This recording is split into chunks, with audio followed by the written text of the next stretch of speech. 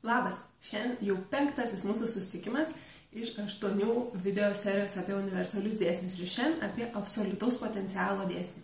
Esu Justina Vasilevičiūtė, traukos dėsnio coachingo specialistė ir trenerė. Ir mano noras su šiais trumpais video yra pristatyti, kaip jūs galite panaudoti universalius dėsnius savo gyvenime ir savo svajonių įgyvendinimui.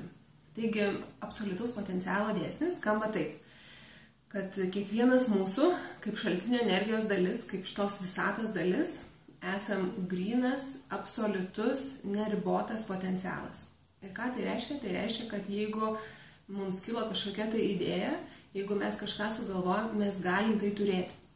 Dažnai susiduriu su tuo, kad kai pradedu dirbti su klientais ir klausiu, ko jūs norit, nes traukos dėsnis atneša mums tai, ko mes norim ir į ką koncentruojamės, ir kai klausiu jų, ko aš noriu, jie pasako, ko noriu, pavyzdžiui, gyventi Viduržemio jūros pakrantėje nuostabioj viloj. Ir tada sako, bet čia utopija, vis tiek taip negali būti. Ne? Ir vien tas pasakymas ir tas vertinimas jau neleidžia traukos dėsnių jiems to noro atnešti. Atsimenant leidimo nesipriešinimo dėsnį, mes galim turėti bet ką, ko norim, tik turim tai įsileisti į savo gyvenimą. Ne? Tai išjungti vertinimą ir nustoti galvoti, ar aš galiu tai turėti ar negaliu, nes tai ne mūsų darbas, tai traukos dėsnio darbas. Ne? Visų pirma galvoju, ko noriu, tada žinau, kad traukos dėsnis atneš, tada tai įsileidžiu.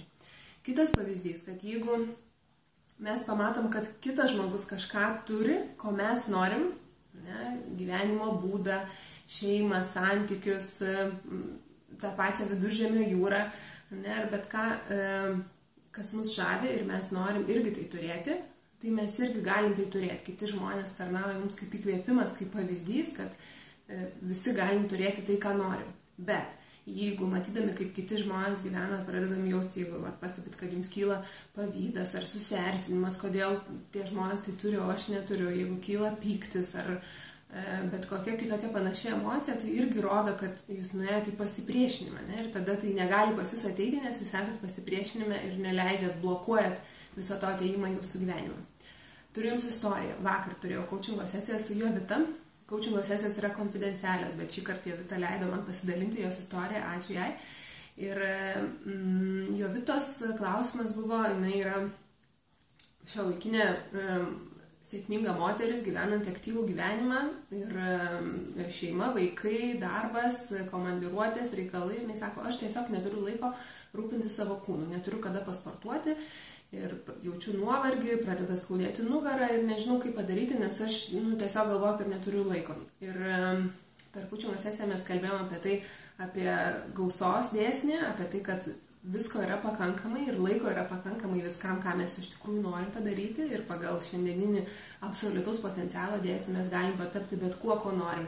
Ir štai vakar buvo mūsų antras susitikimas ir Jovita pasidžiaugė, kad nuo praeito susitikimo 10 dienų iš eilės kiekvieną rytą bėgioja miške.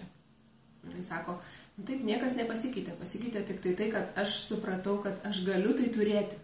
Nes kartais mūsų įsitikinimai, ir dažniausiai tai yra tik mūsų įsitikinimai, kurie mums trukdo. Nes traukos dėsnis atneša mums tai, apie ką galvojam. Jeigu mes galvojam, kad mes negalim kažko turėti, tai mes ir negalim to turėti.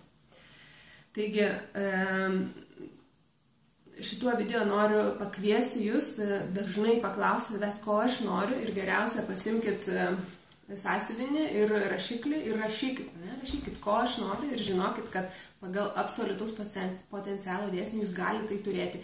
Nesakau, kad viskas įvyks taip greitai, kaip Jovitos atveju pokyčiai įvyko momentiškai, galbūt tai užtruks ir viskas užtrunka tiek, kiek turi užtrukti, ir galbūt jūs turėsite patapti kitokį žmogum, kad tai galėtų ateiti jūsų gyvenimą. Gal ir pats turėsite pasikeisti, priaugti iki to, suformuoti save iš to neriboto potencialo, bet žinokit, kad viskas įmanoma ir viskas gali pas jūs gyvenimą ateiti.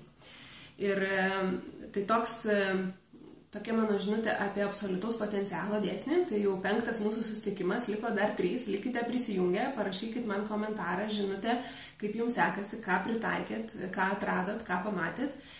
Prisiminkit, kad visata visada jūs palaiko, jinai visada jums atsiunčia tai, ko prašo. Nuostabios dienos jums.